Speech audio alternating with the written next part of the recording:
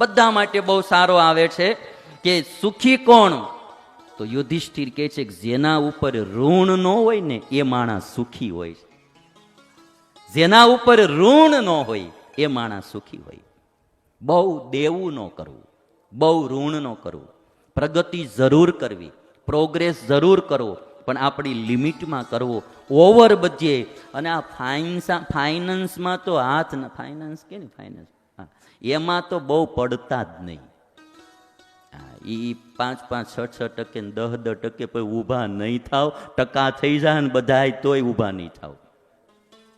અતિ ઋણ ના કરવું. સ્વામિનારાયણ ભગવાને એના ધર્માચાર્યોને એવી આજ્ઞા શિક્ષાપત્રીમાં કરી કે ખાવા ન મળે તો અમારા આચાર્યોએ ભીખ માગીને ખાઈ લેવું, પણ માથે દેવું ન કરવું. ઋણ વાળાને ઊંઘ ન આવે. અને સુરત વાળાને એવું થઈ ગયું છે કે માથે દેવું ન હોય તો ઊંઘ ન આવે. એને બધાની એક જ કે કાંઈક તો હોવું જ જોઈએ માથે. મારા ખ્યાલ મુજબ લગભગ ઋણ વિનાના કોઈ હશે જ નહીં. થોડું કાં સેલી બાકી ગાડીના હપ્તા હશે, કાં મકાનના હપ્તા હશે, જમીનોના હપ્તા, કાંઈક ને કાંઈક હપ્તા. લગભગ આપણું તો બધું લોન ઉપર જ હાલે.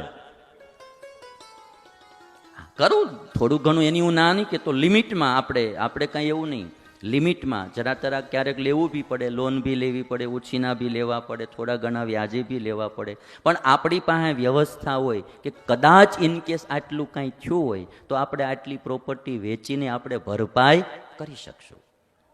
અથવા એક પગલું આપણે આમ આગળ જઈએ તો બીજું પગલું ભરાય. એટલું આપણે હાલવાનો ક્રમ કેવો હોય છે ભાઈ, કે એક પગ આમ સ્થિર થાય પછી બીજો પગ ઉપાડાય, એ સ્થિર થાય એટલે બીજો આગળ, એમ ધીરે ધીરે ગતિ કરાય.